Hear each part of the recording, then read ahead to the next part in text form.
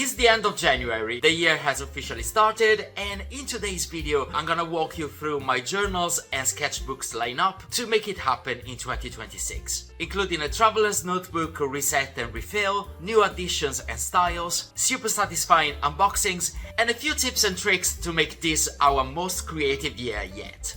Hi everyone, this is Carlo and welcome back to my channel. When I set up my new ecosystem of journals and sketchbooks for the year, I kept in mind the phrase "make it happen in 2026". I want it to be a phrase to live by, which doesn't want to be an unnecessary pressure to achieve who knows what unrealistic goals. But instead, it means creating the right environment and the range of creative possibilities within reach to make our journaling and art practice not only happen, but also thrive and flourish. I'm gonna show you how I got everything ready, starting from refilling my traveler's notebooks with fresh inserts. This year I'm planning to use them more often. This brown cover notebook has been with me since forever.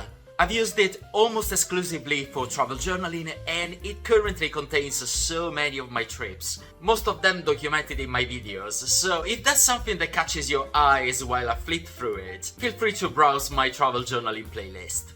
From the amazing holiday in Algarve, Portugal, to the cozy and autumnal atmospheres of Edinburgh, to my jungle adventure in Bali, and then Lisbon, London. I think it's time to archive these finished inserts and get this notebook ready for a fresh start. I want to use it very frequently, so I was thinking of two inserts this year. A regular blank one that I want to use for junk journaling to document my life month by month. Regular paper, I'm not planning to use watercolor on this one, just scrapbooking. This will go through the first elastic loop, and I'm gonna use a black insert to make a monochrome journal. So this is something I've been wanting to do for a long time. I created this insert myself. I don't actually know if there's a company that sells black inserts. I just love to be crafty and create my own. If it's something that you like and you want to see a full tutorial, let me know in the comments below so that I can post the video next week. While I want the blank white insert to be a relaxed, chaotic junk journal, this black insert will be a more aesthetic journal.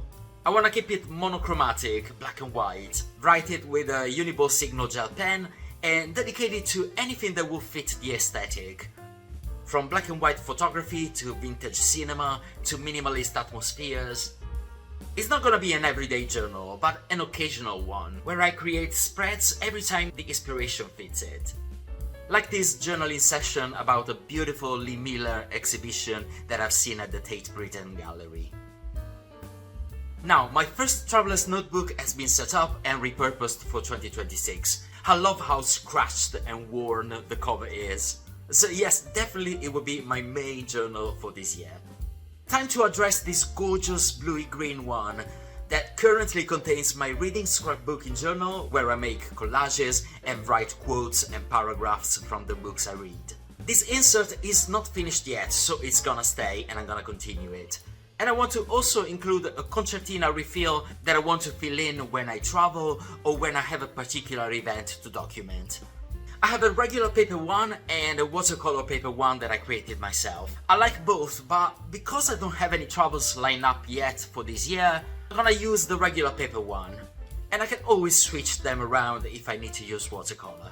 This notebook will be, again, a more occasional one, and these pockets will be useful to collect paper keepsakes if at any time I will find myself going on a trip.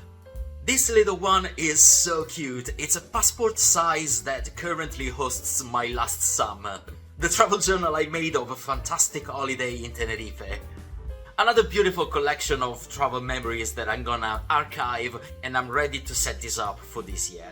As I said earlier, this year I want to have a big range of possibilities in terms of formats, kinds of paper, styles of journaling. This notebook cover has only one elastic band, but I want to fill it with 3 different inserts. Namely, I'm gonna set up a dotted grid one, regular paper, mainly for writing journaling notes on the go, plus this watercolor paper one, which is thicker and can support different wet media if I want to create more visual spreads. And this is a craft paper one that gives you so many options. It's great for coloring pencils, using gel pens, acrylic markers. Am I the only one keeping all these little cards every time I open a new refill? I'm sure I'm not the only one, I have so many of them. Now, fitting 3 inserts in a notebook cover that only has one elastic band may seem like a mission impossible, but it's actually very easy and fun. You just need one of these connecting elastic rubber bands by the Travelers Company Japan, but any resistant rubber band would do the job. I'll take this brown one. Now I decide which will be the 2 external inserts that I want in the notebook. I'm gonna slot the first one through the rubber band, like this. And then I do the same with the second one. Now that I have connected these 2 inserts, I'm gonna slot them through the notebook cover's elastic band, like this. Now we just have to grab the insert that we want in the middle and slot it through as well. I'm looking forward to see how the auto-generated subtitles of YouTube will spell the word slot with my accent. And here we go, also my passport-sized notebook has been set up. This would be nice to create on the go or to make little pocket-sized projects with collage and other media, so definitely keep an eye on the channel to see all about them. My journal lineup for 2026 also includes other kinds of journals dedicated to particular styles or topics. For example, I just started a new vintage scrapbooking notebook, which is something I always love to come back to from time to time. Create vintage ephemera and really romanticize my thoughts and reflections with this last century aesthetic. I've also started this January a pocket Commonplace journal using this Leuchtturm pocket notebook. The pages are blank and all numbered in the bottom corner, which is great because I can set up an index table of content at the start and easily find what I'm looking for. This Commonplace will be dedicated to lists and things that I want to keep track of. For example, books that I read, book recommendations, art exhibitions that I've seen, places I want to check, TV series, also more boring stuff like, for example, my monthly earnings as artist for my tax return, various admin things. A little trick to write neatly on a blank paged notebook, if you're a Virgo obsessed with line spacing like I am, is to create a little lined page, laminated with clear tape so it will last through the seasons, and slide it behind your blank page, so you will always have a guide to space your writing evenly every time you write. I'm gonna keep you posted on this pocket Commonplace experiment. Let's see how it goes this year. A little planner update. We are now 3 weeks into January and I'm loving my new Leuchtturm planner so far. It was a great choice to downsize to a wallet format. Also, the color coding and stickers are really working towards the aesthetic and functionality that I wanted. So yes, 100% a great addition to the lineup of this year. Make it happen in 2026 for me also means dedicate more time to my art practice and art creation, because I feel like I put it aside a little bit lately. Of course, I'm still over the moon for having London's Royal Ballet and Opera as the first retailer to sell my series of artworks this January. It really was an amazing start of the year, but I want to keep this momentum and keep on creating new art and improve my skills. So this will be my lineup of sketchbooks that I set up to make this possible. This Film Notes sketchbook will be dedicated to urban sketching. I started it last year and then abandoned it, but I really want to start taking it with me on my days off in London and practice capturing cityscapes and buildings and places. I've also recently started this pocket Muji black notebook, where I want to do composition studies. I will take it with me every time I go to an art gallery and study the composition of paintings that catch my eye, sketching them with a combination of soft pencil and sanguine. I think that my composition skills have definitely a huge space for improvement, so I hope this will help. Also, this gorgeous sketchbook is from Choosing Keeping, an incredible stationery store here in London. It has many pages in this cream color, and I want this to be my regular support where to do my general sketching practice. I want to use it frequently, possibly every day, possibly. Not to share the results on social media. I want to have the freedom of being chaotic, random and messy, which is a real contrast with how actually stunning this sketchbook physically is. This was gifted to me by my friend Patrick, whereas my friend Emily gave me this super cute sketchbook from the National Theatre. It's more like a pad with detachable pages, and the paper is smooth and super thick.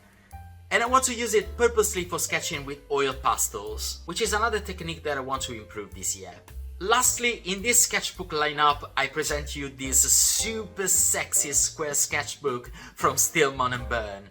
The paper is incredible, thick and resistant, and the corners are rounded, which sorts in me the same effect of an episode of Heated Rivalry.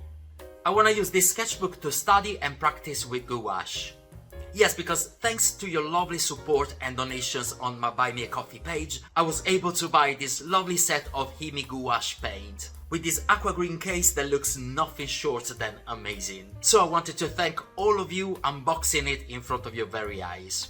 The set comes with a nice flat palette, a card with all the colors available, and a tiny set of 3 brushes. The color capsules are all sealed 2x2, and opening them was the kind of happy mess that a child does when he plays. The paint in these little pots is gorgeously creamy and ready to use. It was super pleasant to open them all and get all the sets ready, and I decided to break into the new sketchbook making a color swatch. I don't know if it happens to you as well, but I often feel kind of intimidated to start a new sketchbook, because I feel the pressure of having to make a good first page. So I think that a great way to overcome this pressure is to use the first page to swatch your paint colors, or inks or pastels, which is also super useful to see how they will actually look like on paper, and creating an archival reference that will help you choose the right tones on your illustrations. You can also write notes on the side, trial color combinations. So yes, use this simple trick every time you have to break into a new sketchbook and you experience a first page block. And that's all for today. I hope you enjoyed this deep dive into my lineup of journals and sketchbooks for 2026. Let me know in the comments below if there's something that inspired you, and also if you want to share your tips and suggestions to make our journaling practice and art practice flourish in 2026. And if you liked the video, feel free to like, comment, share, subscribe, and press the hype button to help this space say hi to more and more people in the YouTube community. This was me, Carlo, and until the next video, take care, be kind, and I'll see you soon.